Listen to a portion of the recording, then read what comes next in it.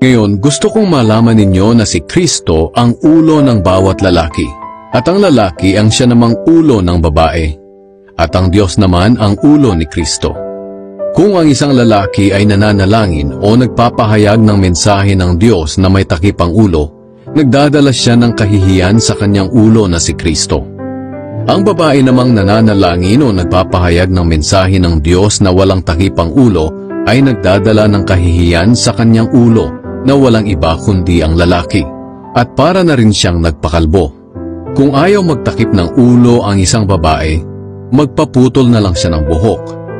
Ngunit kahiya-hiya naman sa babae ang magpaputol ng buhok o magpakalbo, kaya dapat siyang magtakip ng ulo. Hindi dapat magtakip ng ulo ang lalaki kapag sumasamba dahil siya'y larawan at karangalan ng Diyos. Ngunit ang babae ang karangalan ng lalaki, sapagkat hindi naman nilikha ang lalaki mula sa babae, kundi ang babae ang nagmula sa lalaki. At hindi naman nilikha ang lalaki para sa babae, kundi ang babae para sa lalaki. Kaya dapat magtakip ng ulo ang babae upang makita maging ng mga anghel na nagpapasakop siya sa kanyang asawa. Ngunit dapat ninyong tandaan na sa buhay natin sa Panginoon, kailangan ng babae ang lalaki, at kailangan din ng lalaki ang babae.